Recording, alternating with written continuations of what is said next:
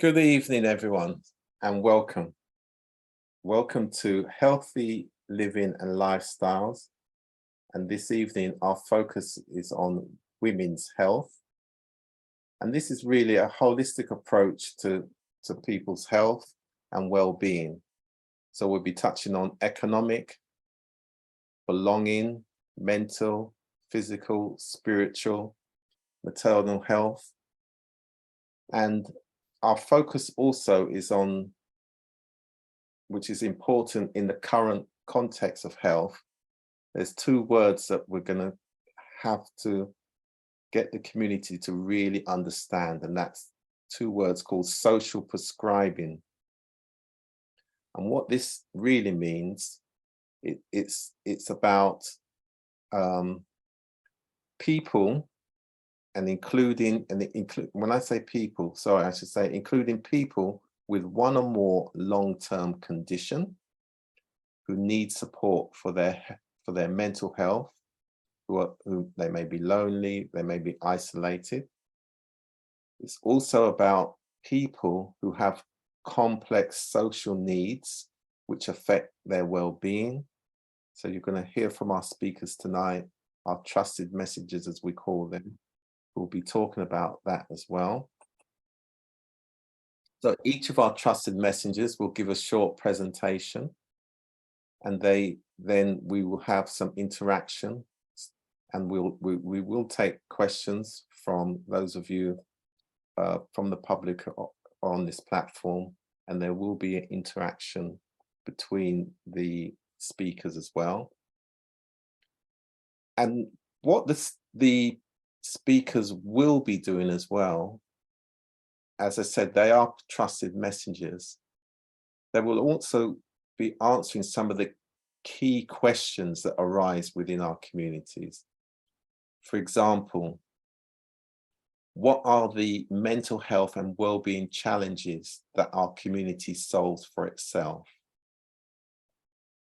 What actions need to be taken to improve the feeling of community mental health and well-being? They will also answer the questions, what are the ideas for improving the quality of services provided for the community in terms of improving its health and well-being across the generations?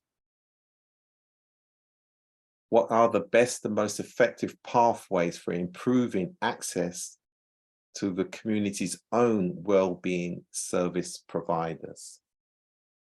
So these are the types of questions that our panelists will be answering this evening in terms of their presentation and their interactions.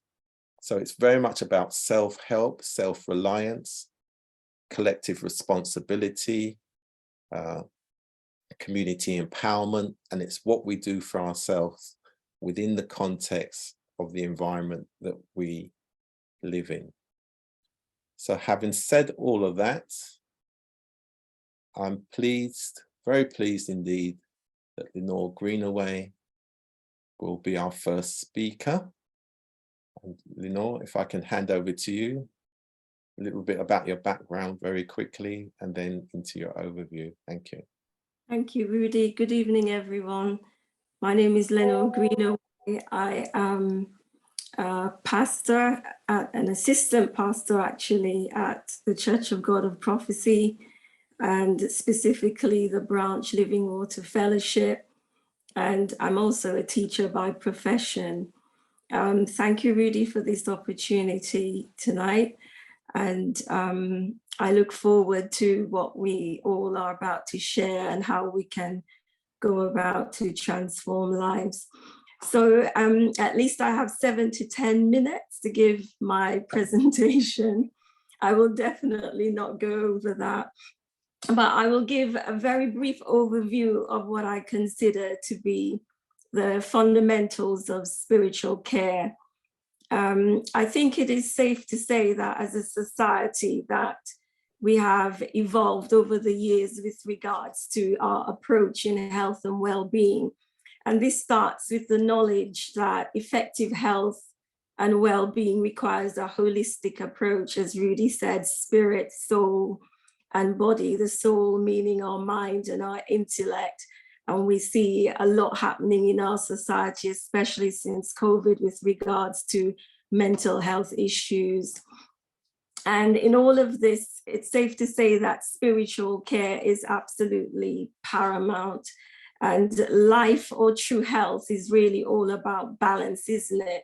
So what is spiritual care and why is it of great importance? It is important to know the elements, that all elements, of humanity or existence are calibrated from the spirit. It is, if I could refer to it this way, it is the organ that is vast enough to interact with our maker or God. And most of us would be aware of the scripture in Jeremiah 1 that says, before, this is God speaking, and he said, before I formed you in the womb, I knew you. And before you saw the light of day, I had plans for you.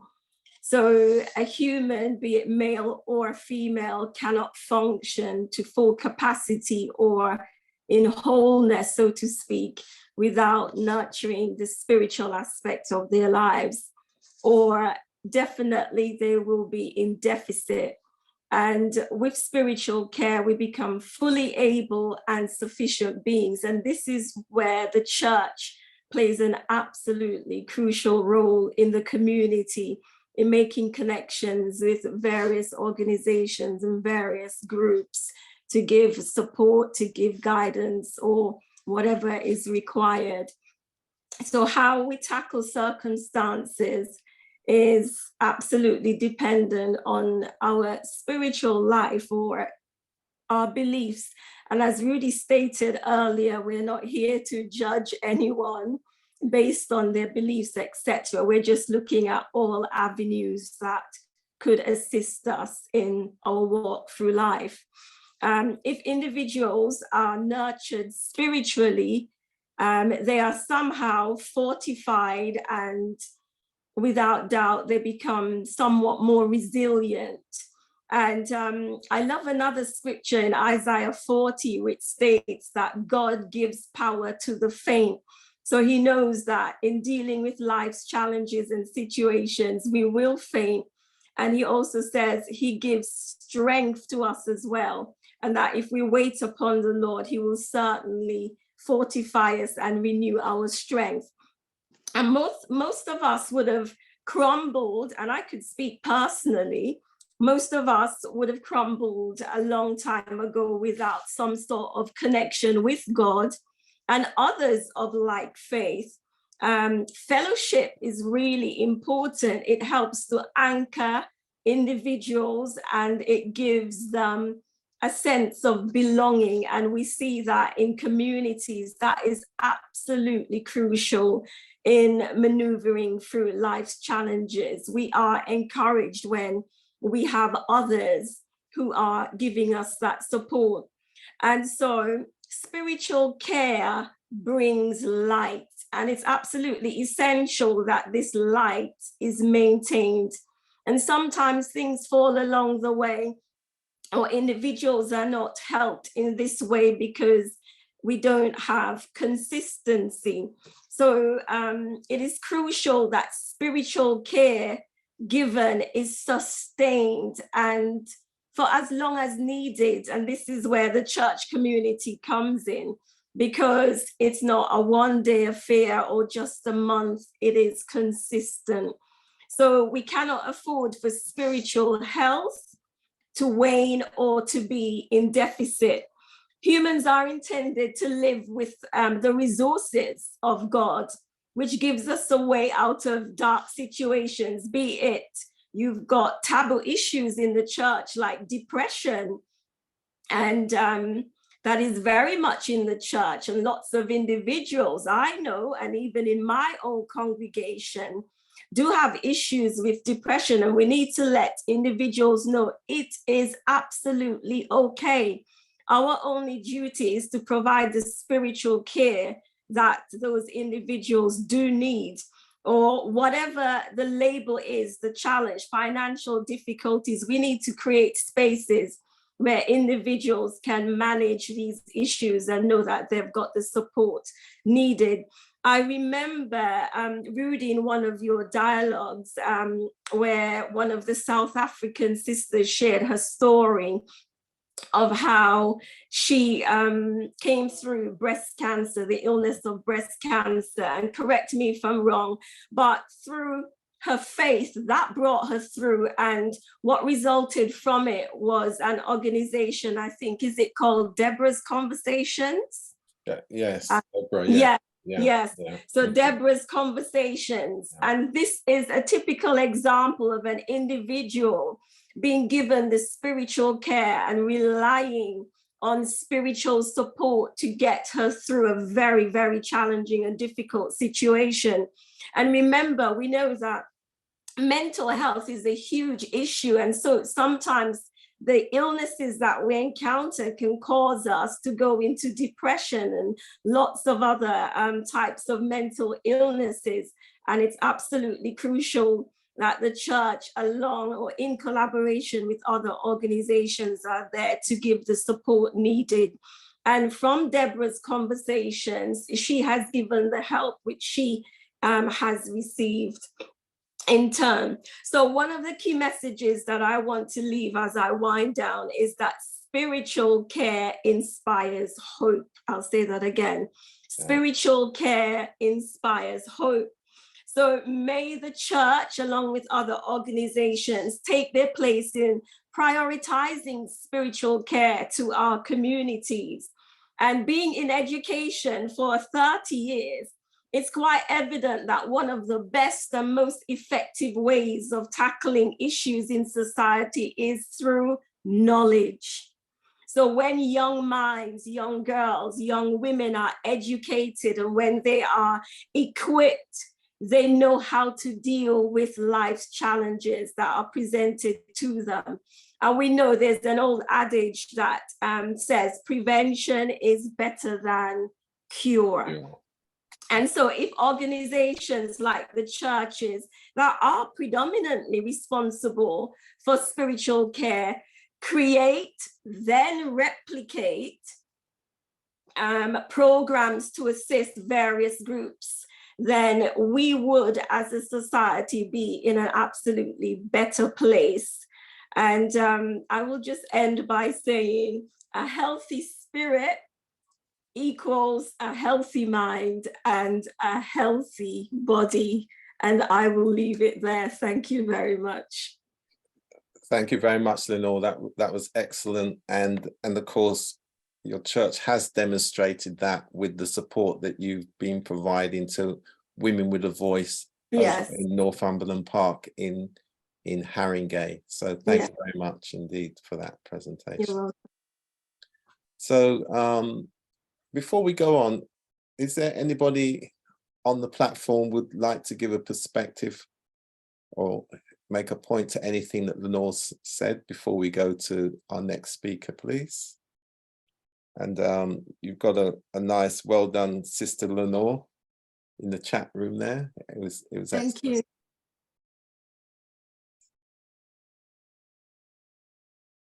Okay, Val, if you want to unmute yourself, I can see that you're going to say something there. Yes. Yeah, thank you. Okay, thank you, Sister Lenore. You know, I just wanted to really add the importance of that holistic care that everybody needs, whether they've got mental ill health, whether, because we're talking about well-being and health here today, and everyone need a holistic, you know, one thing cannot fit all, and it's so important to take care of the spiritual, the mental and the physical, in order to get a better outcome. So definitely that's important, and sadly that's not what happens when helping in particular women and men, but we're here for women For tonight. women today, yeah. And the women, especially the women in the Black community, carry a heavy load. So that's all I wanted to say for now. Thank you. Thank you for that, Val. Thank you for that contribution. Right. Okay, we will go to our next star speaker. And that star is Kandaki. How are you? Thank you, my brother. I'm well, thank you. So, all is well. Over to you. okay, thank you. So my name is Kandaki McConnell. But even before I start, I always have to acknowledge the divine world and acknowledge our ancestors, those whose shoulders on which we stand. So thank you, Rudy, for inviting me this evening. I'm going to do a PowerPoint presentation. It might take a slightly different view, but yeah, if you don't mind, I'm going to do this. Can you see my slide? Yeah, we can see everything. Okay. Okay, so Sankofa simply means to look back. So we're looking back at holistic approaches to health and well-being, and in that way, we can look forward. So, I should have said, my area of expertise is in the area of holistic health. I'm a consultant, holistic health and consultant, and I've been in private practice for the last 14 years as a medical herbalist. I'm clinically trained like a doctor. We don't use pharmaceuticals, we use diet, lifestyle, and herbal medicine. And prior to that, I've lived over 35, 40 years, as a Rastafarian, living a very holistic way of life. So it's really a way of life, and I've also studied for the last 8 years traditional African medicine with the in Togo and Burkina Faso. I've been back and forth with the Dagomba people, or you know them as Dogons of West Africa. Okay, so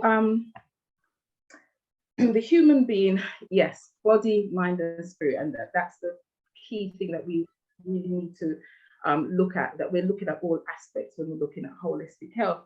But let me use the World Health Organization definition of health, and so that we can, I like to just say that we're all on the same, we start at the same place.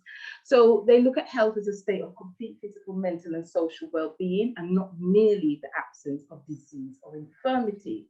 So again, it includes that physical and mental, but it doesn't include the spiritual. And that is a key aspect of the human being, the spiritual aspect, especially us as a people. When we're talking about holistic health, it includes not only the mind, body, and spirit, but you're also looking at how the human being interacts with their environment, because the environment becomes key. You can talk about the natural environment or your social environment. And another definition that I would like to give, because sometimes when I hear the definition being given in the community, I'm aware that the definition that is given by the World Health Organization is not actually encompassed. So this is the idea of mental health. And again, their definition is a state of well-being in which the individual realizes his or her own abilities, can cope with the normal stresses of life, can work productively and fruitfully, and is able to make a contribution to his or her community. I think this is key for the understanding of mental health and well-being, because then again, it goes beyond the boundaries of what we've been used to understanding. So, and if people decide that they want a slight difference, that's fine, but it's to understand that, when we talk about mental health, what it encompasses. So now, I also like to look a bit historically, because sometimes as a people, we sometimes feel trapped in this way where everything was given to us, and we as human beings who actually, are the oldest on the planet may not have had any kind of notion of how to look after ourselves, and that's not a reality. So we know about Hippocrates, because Hippocrates is the father of medicine in Europe, and the Hippocratic Oath is that which the doctors take, because they see him as the father of medicine. But we know that the original father of medicine is in ancient Kemet or Greek, is Imhotep. And the Greeks speak, you know, continually in their writings. Herodotus wrote about, you know, the ancient Egyptian and the knowledge that they've got. And, you know, examples of this is this Edwin Smith papyri, which an anthropologist, I think he is, dug up and found. And what they found was that it was a medical text that had over 100 anatomical terms and describes 48 injuries and how they treated them. So again, in Africa, this understanding of health was definitely there. And we see where the caduceus come from, and also the RX, the prescription. So again, you know, we had an understanding of treatment, health and treatment in a holistic perspective. And we're not talking about just thousands of years ago. We're talking even in, you know, the last, just to say, this, they also knew about surgery. So this is a prosthetic toe. You can find it in the Brooklyn Museum. You can see it's a brown toe. These are people of color. They were practicing surgery. This was found in, again, in ancient Kemet. So healing and medicine was at a very high level. But as I was saying, in West Africa, the idea of variolation, which we call vaccine, and we've come through a whole, you know, period of that. In 15th century, the Portuguese brought smallpox to Africa. And so the Africans then had to develop a technique to protect themselves from the disease, which would have potentially wiped them out. And in 1706, this African who was enslaved, called Juan Simas, was actually questioned by his enslaver and asked, you know, had you had smallpox? And he said, well, yes and no, because in our traditions, what they do, they'll take the pus of the smallpox, they'll make an incision with a thorn, as you can see in this picture here. They'll make an incision with a thorn and administer some of the pus into the body, and the body, we now know it as antibodies, produces these antibodies and makes them immune for life. And again, the enslaver spoke to other Africans and he found the same story, that, you know, it was a way of protecting themselves. So much so that George Washington used this technique to inoculate his whole army. And 2 decades later, the Edward Jenner, the British physician who is credited with inventing smallpox vaccine, actually used the same technique, but used cowpox instead. So basically what I'm saying is that we've always understood how to take care of ourselves as a people on all levels. So what affects our health and well-being? How can we improve our state of health? Well, there are so many factors.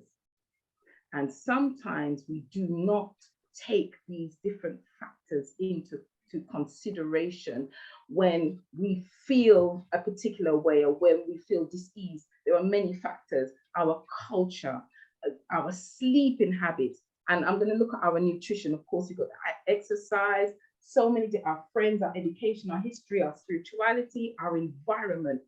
But I'm going to look at nutrition because, you know, I was asked, what are we made from? This vehicle in which we traverse this planet, what are we made from?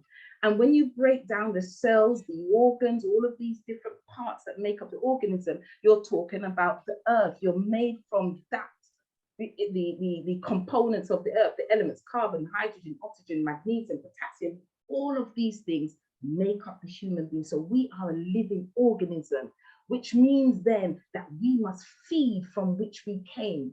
Just like if you have a car, you know, you have a Rolls Royce, you're going to give it the best petrol. For this organism to function at its highest, it must feed from what it came from. And there is the foundation of many of our illnesses in the community, nutrition, as well as other things, but certainly nutrition. So how can we deal with these imbalances naturally? Let's have a look at something like PMS. Now, I do a whole series on women's health, heavy periods, menopause, but just look at PMS. PMS is something that many women go through every month. Now, and premenstrual syndrome. So actually, you know, you have hormonal imbalances, you know, you have anger, possibly, you can have bloating, all of these things happen during a particular time in the month. Now, studies have shown that women with PMS who tended to eat significantly more refined carbohydrates and sugars actually had more symptoms. In fact, They did a study in the University of Massachusetts, and they found that women with certain intake, so it was over a 10-year period, it's 3,000 American women, and they compared, you know, their intake, and they found that those who had, for example, at least iron, 20 milligrams more iron, had about 35% lower risk of being diagnosed with PMS. So this is just a simple example, and this can go into areas of heavy bleeding. It can go into the areas of bloating. It can even go into the period of anxiety and depression. The food that you consume has a direct effect on your emotional state, and also, you know, your physical weight, and so much other aspects. So these are some of the foods which they found were beneficial to women who had lower incidence of PMS during the month. And again, that can go across, you know, other areas of women's health. And the last one I'd like to say is another thing like diabetes. So we're looking at type 2 diabetes, which is in fact a lifestyle disease. Now, some of the stats on that, it's like 4 million people in the UK have diabetes. Another 500,000 don't even know they have it. But people of African origin tend to have it 3 times, they're 3 times more likely than people of European origins. Now, it is a lifestyle disease. What do we mean? It means the things that you do in your life will affect whether you get diabetes or not. It's about type 2, it's about type 1 or gestational, yeah? So, and, you know, diabetes can cause many things, you know, and, you know, amputations, you know, these are the extremes. It can cause blindness, you know, you may have to go on dialysis. So these are extreme cases, but this is where it can get to. Now, your emotions, how you eat, your lifestyle, your work schedule, all of these can impact on, you know, the reason why you could get diabetes. It is not passed down from family, only that the diet that you eat is the same thing. So again, obesity, overweight, eating certain foods, which now remember, and at this point, I just want to remember that we said we are made from the earth. We came from the earth. So for this living organism to function at its optimum, it needs to feed from the earth, not from refined carbohydrate, because the body is a living intelligence that reads the information that it's given. And when it takes in things which are junk, you know, the great Dr. Layla Afrika said, as a people, we are digging our grave with our teeth when we consume these continual refined foods, because they are not what the body needs. So, and obesity is, you know, one of the things is because of these excess of refined foods. And this is an example of it. And again, their studies have shown that, you know, these are the things. So how do we deal with that? Simply things like exercising is paramount, but exercising runs across, not just exercising, because we find that sedentary lifestyle. We're living in a time now, you know, especially in these cities where when we're immobile, we're just sitting watching TV, sitting in the computer, sitting on our phones. We need to get up and get moving. And as a people, we were always doing that. Key. Nutrition, we spoke a little bit about nutrition, but it's key to get back to those things that God provided in the earth, that were already here for us. And the other thing that I'd like to say, as specializing in things like herbal medicine, is that we have things like dandelion leaves. So we're talking about specific around herbal medicine. In studies, it was shown to be as effective as furosemide. And those who use furosemide know it's a diuretic, it helps water to leave the body. You know, many of us can go back to our mothers and grandmothers and know that they use these herbs. This was part of our lifestyle. Okay, so fenugreek seed, and the last one I'm going to leave, I've got it in twice, is goat's root. Goat's root is actually the herb that metformin is made from. So again, we understand that the whole industry actually came out of herbal medicine. So I want to leave that there for now, because I know in the interest of time, and I want to thank you, Rudy, for having me speak.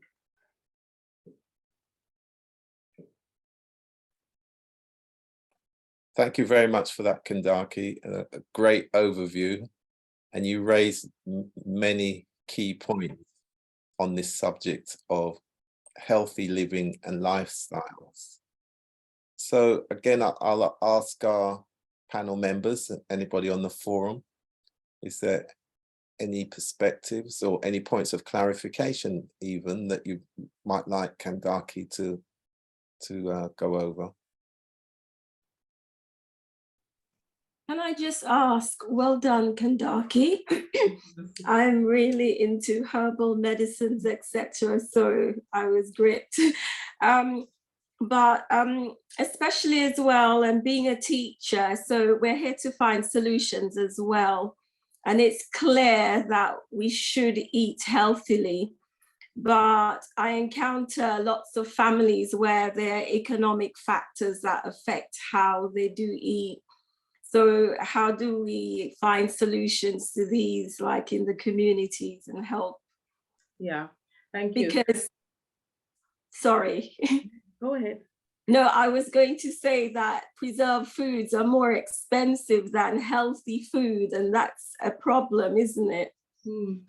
Yeah, and you know, one of the things that I have done is I've done food growing in a community setting. I was actually the governor for my children's school, and what I did, I set up a growing program in the school. So each year we had a 3-form entry, so you had about 500 people per year using that. That program is actually still up and running in the school, and it was to introduce the youths to actually growing, and actually whilst we did that, we linked it with the curriculum. So, you know, how much the bean grow in 2 months. So not only did we link it with the curriculum, but what it did, it gave them a sense of really gave them a sense of achievement, because they had put the seed in the ground, they had watered it, they had taken care of it. And then when it grew, we actually had harvest day in the school where the parents came in and saw these children harvesting. So for me, one of the things is also returning to those very natural way that many of us in our culture understood that our parents and foreparents used.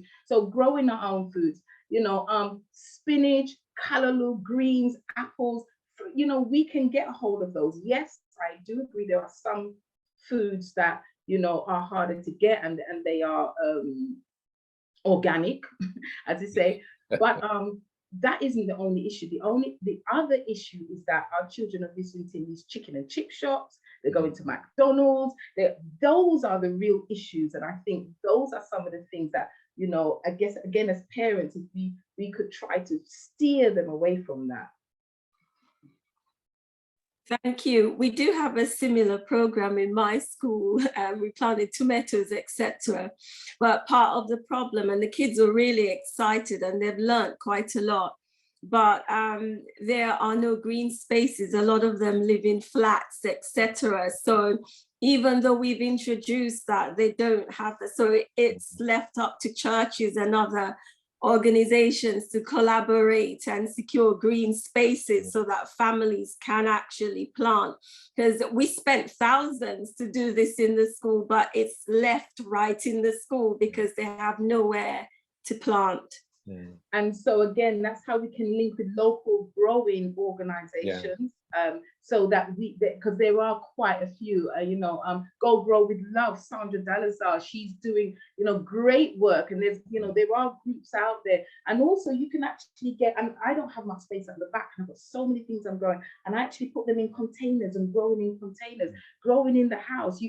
It's actually getting them. I remember really, really quickly once a young boy came back to school after we'd been teaching him. He had a little cup with some earth, and he had eaten an apple seed and put it, and the seed had started to grow. And he came back and he said, "Miss, look, I'm growing an apple tree."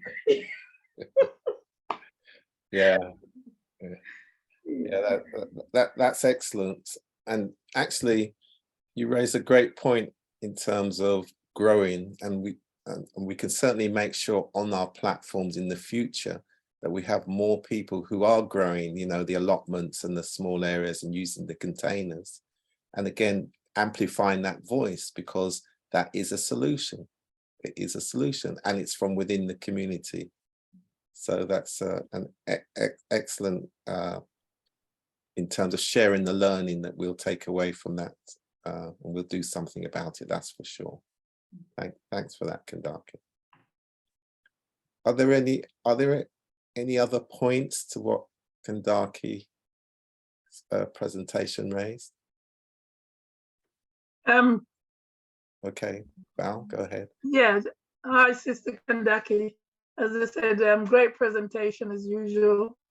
So important to eat right.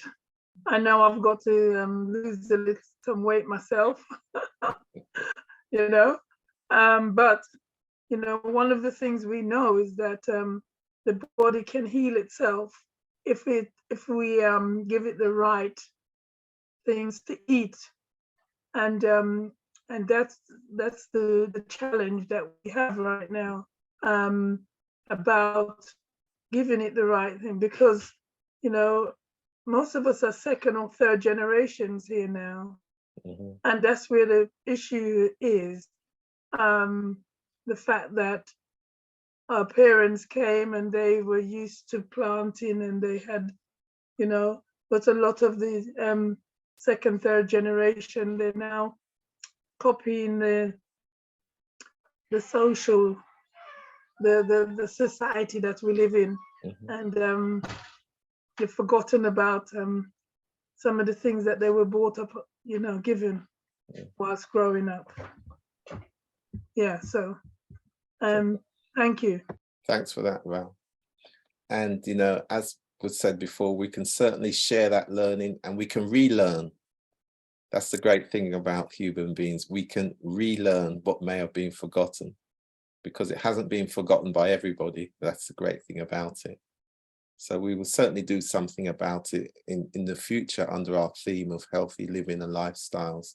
We'll ensure that there's a much louder voice for that natural growing.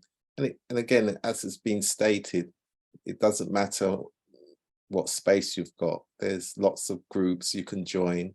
Again, that's good for your social interactions and mental health. Get out there, meet the community, meet people, and also with that added benefit to be eating healthier and to know how to eat healthier. Because to Val's point, again, we know we've got to find ways to help people to learn how to eat healthier within the economic means that they have. So that's important. And again, we do have people in our community who understand that, you know, doing that and are willing to share. So that's great. So thanks for that. I'm now going to ask Michaeline, who I know is going to cover amongst other things, maternal health. So Michaeline, over to you. Thank you. Hi, everyone. I'm Michaeline Holder-March, and I am a healthcare executive. I transform healthcare systems in different parts of the world. And my company is MHM Health Consultancy, which is based in Rwanda, Ghana, and the UK. So it's really important for us to consider, and I really love what all the previous speakers say, because there's so much information in that we can triangulate for better healthcare outcomes. But I think it's really important for us to look at what maternal health represents and what does that look like in regards to adulthood, because you always hear about just maternal health. I think we need to drive a message across that a mother's nutritional status and health before and during pregnancy is really important in regards to the chances of having a healthy baby, a healthy child, and also growing into a really healthy adult. And I think it's so important for that good nutritional status, as was spoken about by previous speakers, optimizes maternal health and reduce the risk of serious pregnancy complications. We talk about maternal health and we talk about mental health and well-being, but however, if we sort of compartmentalize it and you hear people talk about postnatal depression, postpartum depression, but they don't talk about depression in pregnancy. I was saying that to Rudy. They don't talk about depression during pregnancy. And because there is this myth that a woman is pregnant and she's absolutely overjoyed, over the moon, and all the social factors, environmental factors, and economic factors are not considered. And that's why it's so important to have community support in exactly what that means, community support, and recognizing that not for every woman that they will be healthy, well-nourished, and superbly happy, and that they may be going through so much, which would endanger not only their lives and the risk of their pregnancy, but they can end up having birth defects and chronic disease in their children later on to adulthood. I just want to talk about something that concerns me as a practitioner, and that is about prenatal care. I am a midwife, I'm a nurse, although I'm involved heavily in acute primary and commissioning, is that I realized that according to the stats that women from ethnic minorities are late bookers for antenatal healthcare. They also come alone. And we have to make them feel that they are worthy, just like someone else who came with a partner or a sister. But in our community, we are a people who are very connected. So it worries me that more and more women are coming on their own. And I hope that churches and community groups will be able to form some sort of, as Rudy said, community champions to support these women, because sometimes they do get horrendous news and they have no one to be with them when they leave that environment. But before we even get to pregnancy, sickle cell is still a disease that we are fighting with. And most women still don't know that they are sickle cell trait, and the impact of having a baby with someone who's also sickle cell trait impacts on that woman's future, her career, because she has a baby who is sickle cell, maybe full-blown sickle cell. And so therefore, there's a whole list of health problems that commence without actually addressing the core factors leading up to pregnancy. Emotional counseling is something in our community we need to address. What does emotional counseling looks like and where does it start? And maternal health for me is really important, because emotional counseling should actually be running through the vein, or from the time of pregnancy all the way through.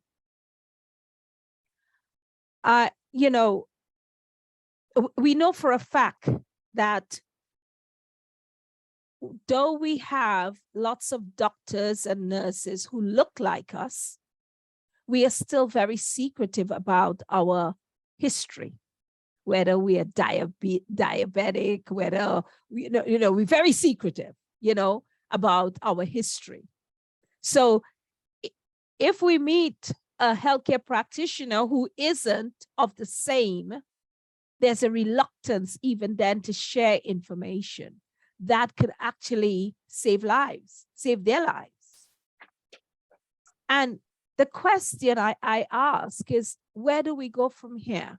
Because I grew up in a very maternal environment, 9 uncles, but my grandmother was the queen of that. She ruled the roost. And so therefore, still today, women are really the core of an infrastructure whereby they head the home, they provide, they do everything. How can we get to ensure that women's health and well-being is not only monitored by healthcare teams, but become a self-management support system within the community, and that they will be able to have the necessary coping mechanism to overcome some of the challenges of maternal health before pregnancy, during pregnancy, postnatally, and onwards. Recently, there's been, I'm sure you probably have seen it, where there has been a recent trend of social service intervention with especially Black young mothers and their babies. And we need to ask why. And they're looking at poor development. They're looking at, bone development. They're looking at social environments. And as a community, we need to do more.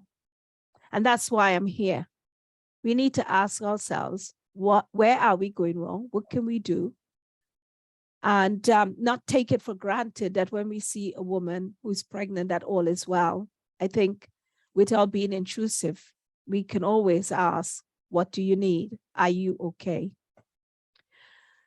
As I go on to maternal health, it's really important that we recognize that during maternal health, we have an increased number of breast cancers that's been picked up during pregnancy.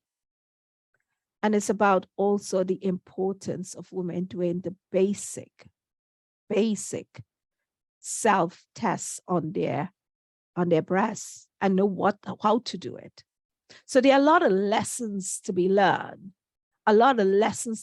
especially if it's multifetal and you haven't been going to your antenatal clinics. Some women won't talk about the fact that they have hemorrhoids, which is quite common, especially in the latter phases of pregnancy. But because they don't talk about it, it becomes to a point where it's no longer discomfort. It is no longer sitting in a tub and applying an ice pack. It is basically a surgical procedure. And I think I don't have the answers. I don't have the answers as a healthcare professional, so I would not sit here and say I do. But what I do know, what works, is community support. What I do know works is recognition amongst us, men and women, that we need to be a little bit more tactile, a little bit of, as the other speaker talked about, information about adequate nutrients and where you can get that from. And that, no offense to McDonald's and all these great giants, no offense to them at all, but the recognition about what you put into your body, and that prenatal diet is really good proteins, good carbohydrates, good minerals, good vitamins, and the necessary fat and fuel to help you psychologically cope, and then the baby to grow. Because you are actually planting the seed necessary for that child when it goes into kindergarten onwards. It will be a healthy child. And that child will become a healthy adult. And if we have more of that in our society, then we have a winner.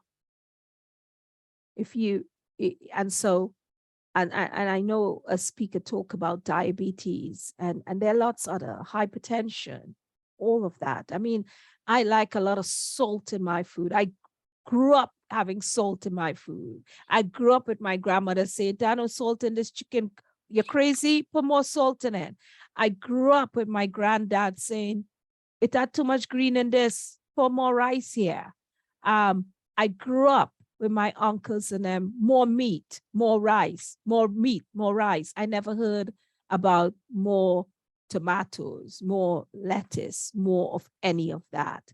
I go to Africa and I go to the Caribbean, and it's still the same thing, a heavy laden carbohydrate diet with lots of fat in the meal. So I'm not saying that it's not good to have that sometimes. And I'm not saying that we shouldn't enjoy our cultural food. But what I'm saying is that beyond all of that, the message should travel amongst all of us to our brothers and sisters, because men play an important role in actually helping pregnant women to be psychologically prepared to be great leaders in their environment. Is that we recognize that women are going to antenatal clinics on their own. They're going to clinics generally on their own. And we need to create a system to recognize that, and we need to give support. We need to build community support. Thank you.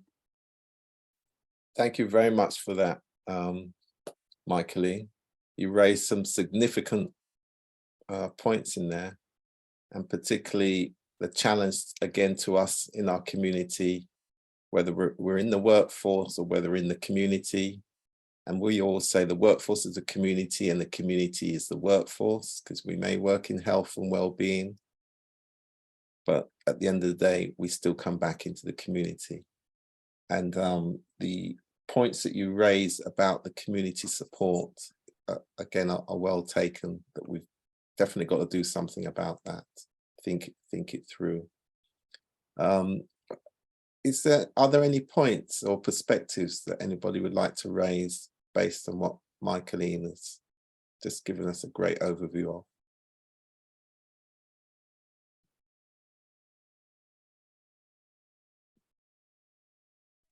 I just wanted to say, well done, Michaeline, and you've just highlighted a lot of issues that us as a church, especially being in the ministry, there are lots of things that we can actually do to support women in these ways. And you highlighted some things that we don't tend to consider in supporting pregnant women, and especially women of color. And we know the background and the history, even not just in the pregnancy, but even in the delivery of the babies, all the issues that they do encounter here. So thank you very much for that. And definitely we will work on some of these issues to give support in the community. Thank you. I just want to say something. The most horrendous thing for me is to see my Black woman giving birth all alone. There must be spiritually and psychologically that this cannot be good. Where a woman, a Black woman, any woman give birth, come through that whole phase, nobody there. And as midwives, they just don't have the time to stay all the time with you. Yeah. To come through that phase and give birth and no one there to say, you did it. Well done. Or here's a rose, or coming back, exciting. And then you take her to a ward and you see other communities around her, like around their woman, like a Christmas party. And you see her all alone with just the curtain pulled around her. That damages my inner soul. It damages my inner soul. So I am just pleading to each of you here, as you leave here today, young girls, any woman that you see and you know that they're on their own, no matter what their pride is like, say, hey, do you want a few of us to actually take a shift with you when you go in to have that baby? You know, it will go a long way to mentally help that person. Thank you. Such a great point. And it brings us back to what's said all the time. Treating people with love, compassion, with humanity gets the best outcomes. And again, we're talking about community support. We've been talking about what the community can do for itself, how the community can get over the challenges that it faces. And you've really set it out very clearly: community support, collective responsibility, whatever term we want to use. That's such a great point. Thank you for that. You're welcome. Yeah, can I say something? Yes, go ahead. I just wanted to, thanks, Rudy. I just wanted to say congratulations again, Michaeline. So yeah, well put. These things that's facing, I know a few midwives, and you know, one in particular, whenever she comes off the shift, she feels so totally drained.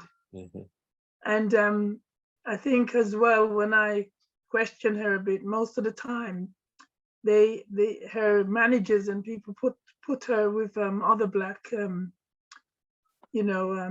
ladies who's come in, as you say, probably on their own, just that whole thing of being alone, all that, as you say, impact on the woman, on the child, and then they're expected to go on and live a fully life. They go home, don't know if anybody's at home even for some of them. And I don't want to stay on this for too long, Yeah. Rudy, but you know, in a Caucasian world, where there are lots of single women, but you know what? They have a number they could dial, yeah? Where there are people who volunteer. They don't know them, but they get to know them during pregnancy. So they have these numbers, they dial, and the people get to know them. They call them befriend. I can't remember, befriend something like that, yeah? Mm-hmm. You could go on the internet and search for a Caribbean or African befriend maternal support. You won't get any. We need to form one. Even if you say the woman pay £1 a month, it's a good business. You think of it not as a business, but as a community thing, £1 a month. And then you with them all the way through. Sometimes people don't want their own family because they don't want the family criticism or, you know, all that kind of stuff. Yeah. We are very, very private people at some course. But I am just letting you all know we are hitting a crisis. And worse again, we're coming to financial crisis in this country. It's going to be worse. And so therefore, we don't want suicides in pregnancy. We don't want mothers giving up their babies because they really feel they can't cope. We don't want women going into hospitals for mental health well-being. And we don't want women feeling demotivated. I'm willing to help. If you all form something, I'll be to help. And those midwives that you talk about, yes. How many can they support in one day? It is absolutely draining. And they all try to say to them, I'm here for you. I'm your sister. I'm going to help you. But they don't follow them up afterwards because a next batch is coming in the morning. That's right. Yeah. That's right. So I won't take up any more of this, but I hope that my message got out to you guys, that it is we need to do something more. The message is loud and very clear. Thank you.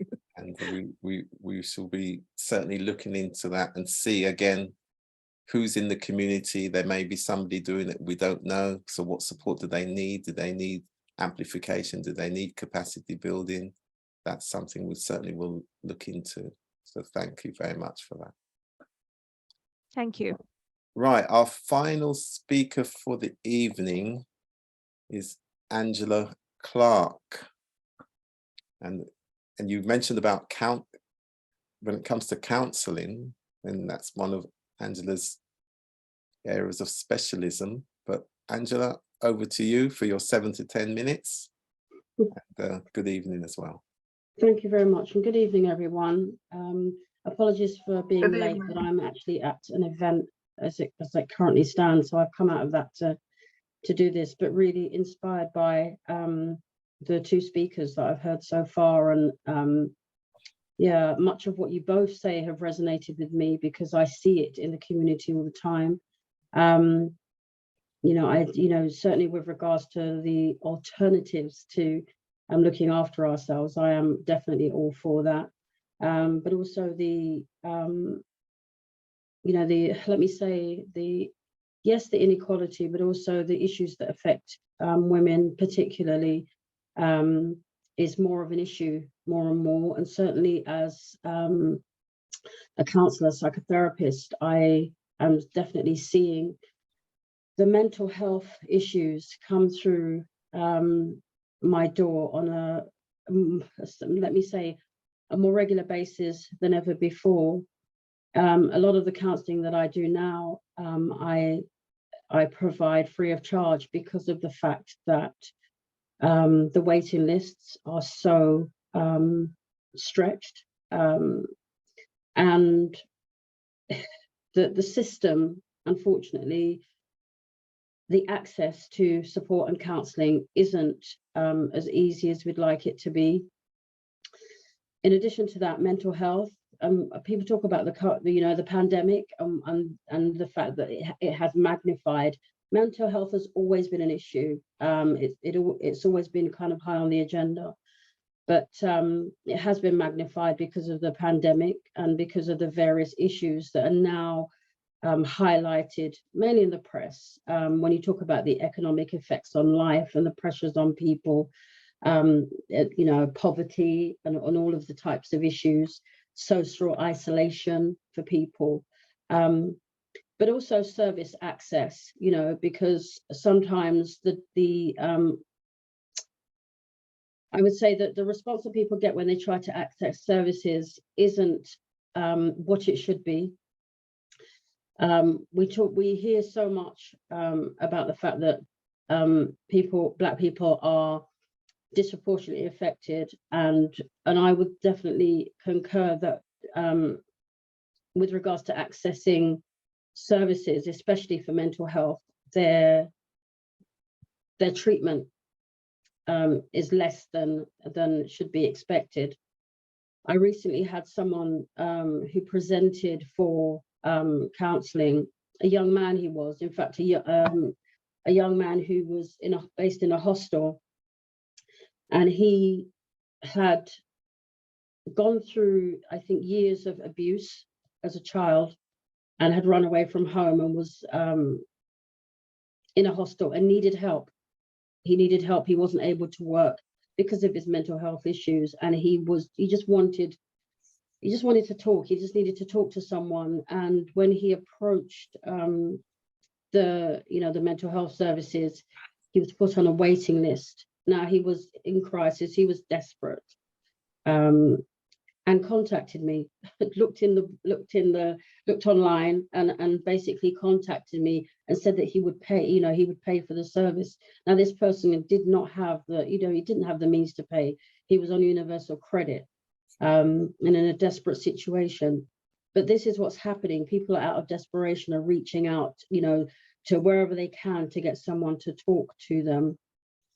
When I spoke to him, not just about his issues, but about his experience with accessing services, he said that every door that he went to, every place that he went to, even though he expressed that he was having psychotic episodes, that he was he just needed someone to talk to. He said that he felt that the doors were closed on him.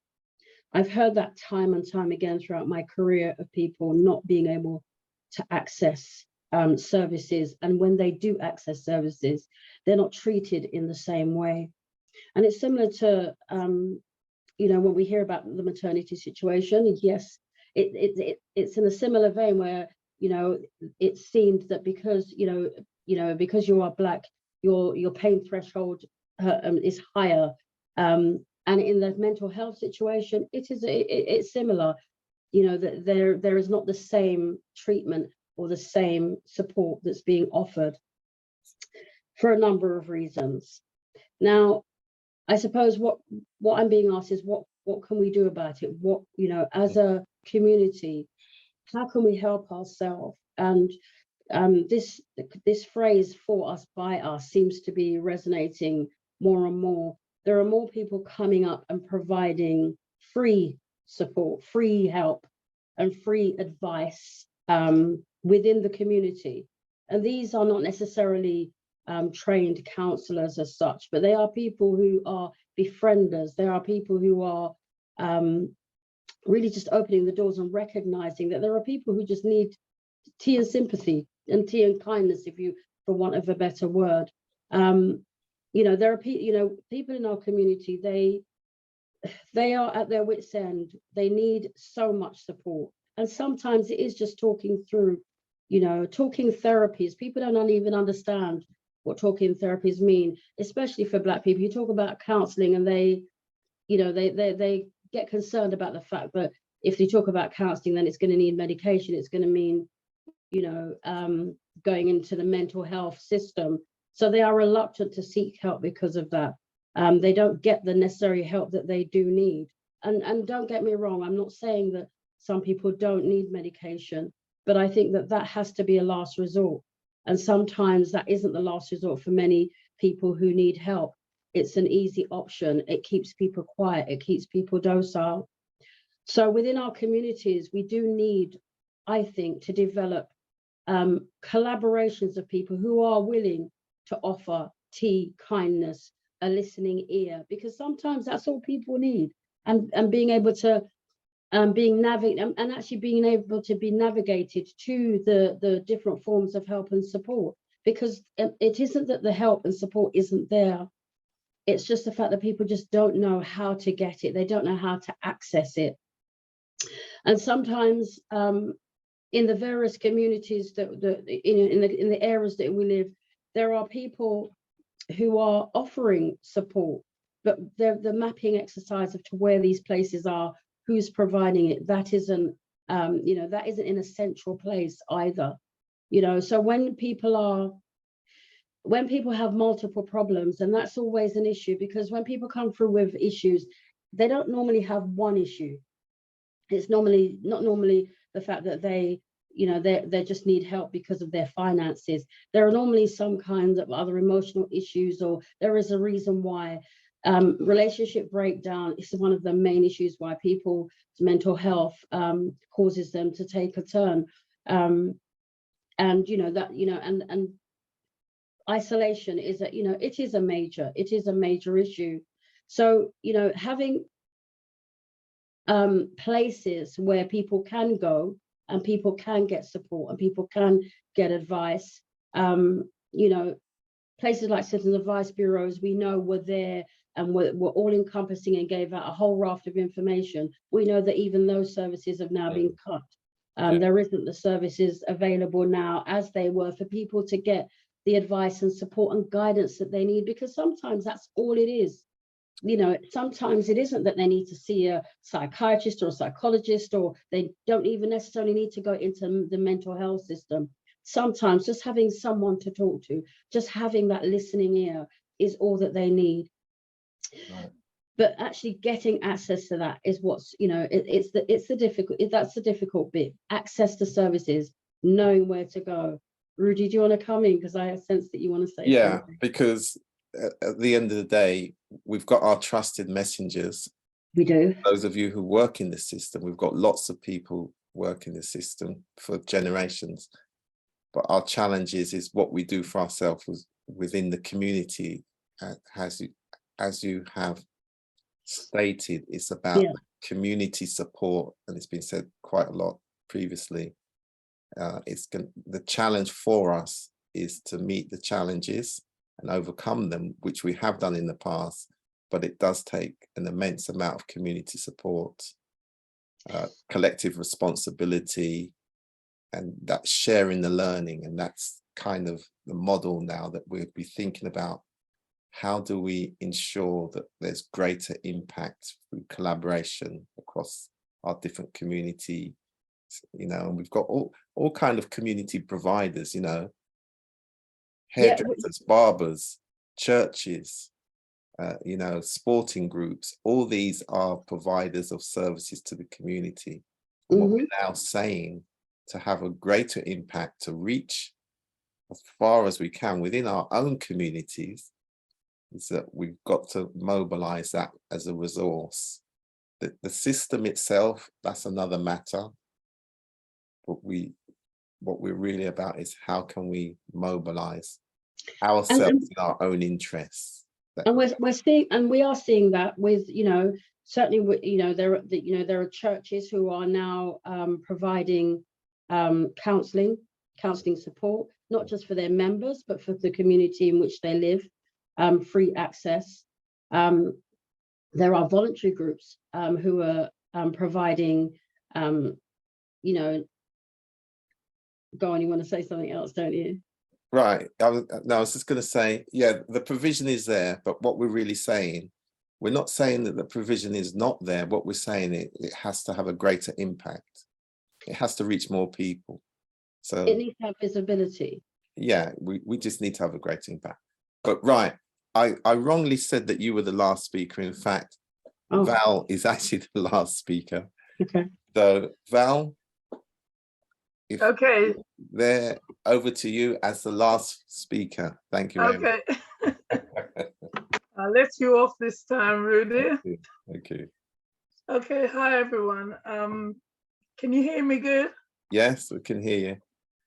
Excellent. Yeah. So my name is Valerie Graham, and for many years, thank you. Sorry, I give thanks to the Almighty for bringing us all here today to discuss this very important topic that we're speaking about.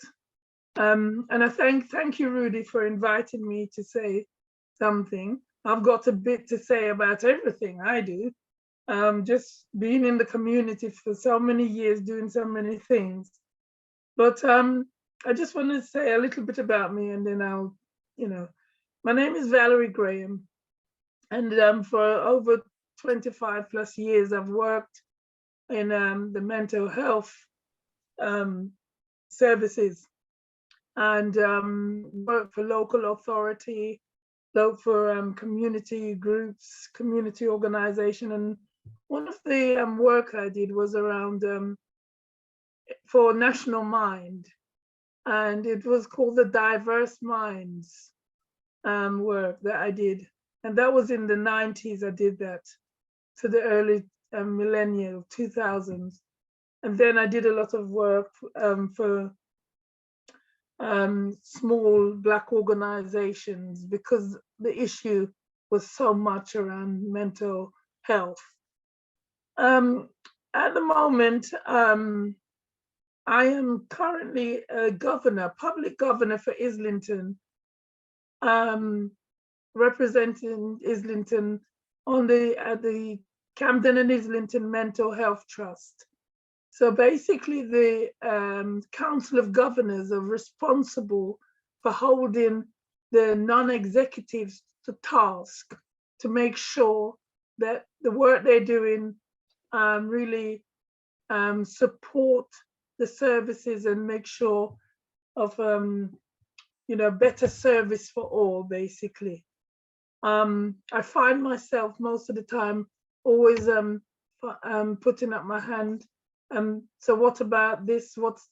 What's happening with the overrepresentation of Black men in the mental health system as well as women? So I do that part, as a voluntary.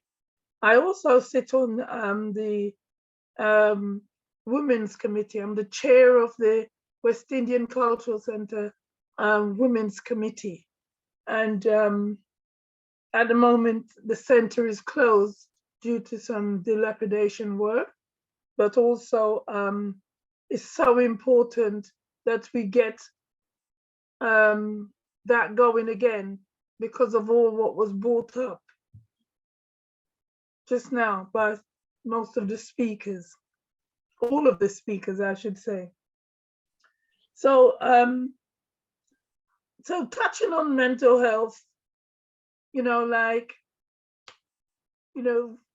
disparity in health, we know that it's more likely that, women are diagnosed with breast cancer, and,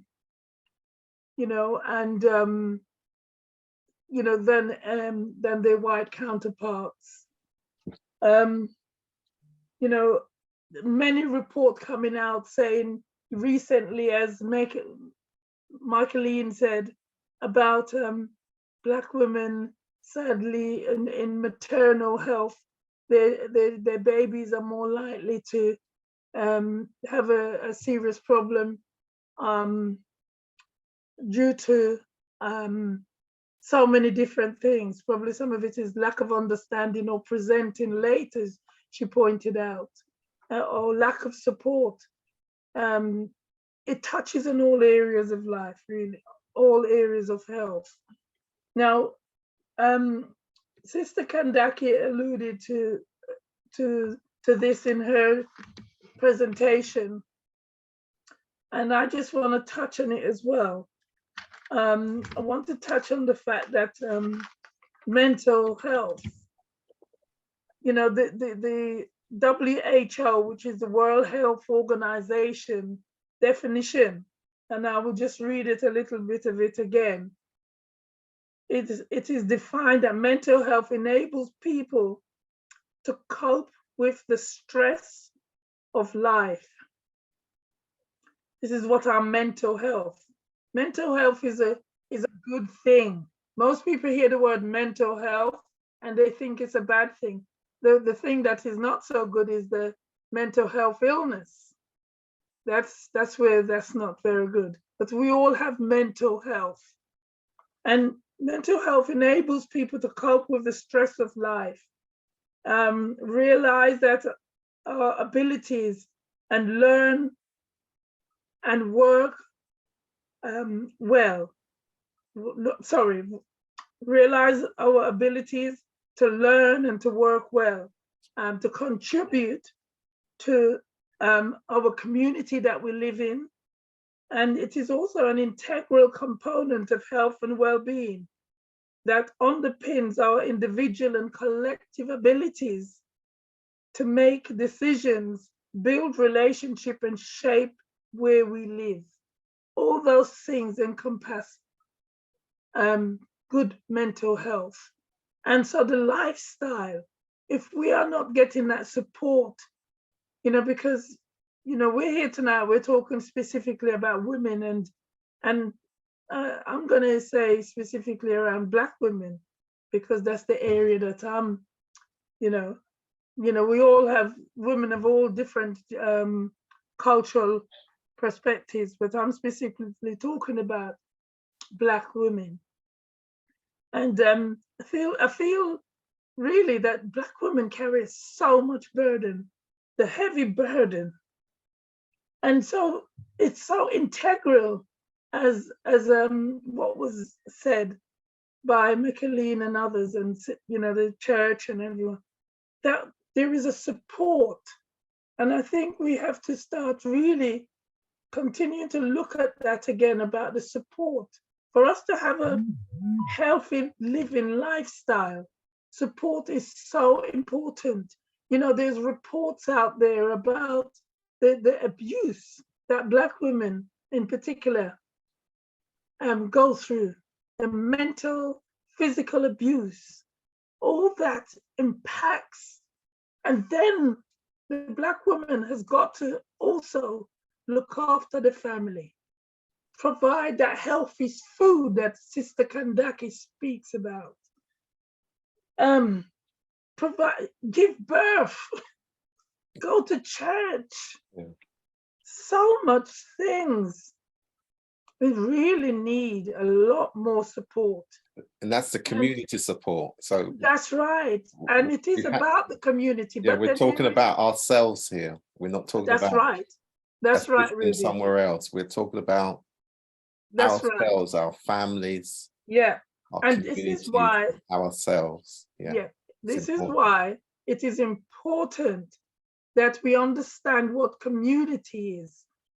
We define what community is. A lot of people say, there's no community, but there is. Mm-hmm. There is still a community, and we must we must get away from that whole, there is no Black community, but there is.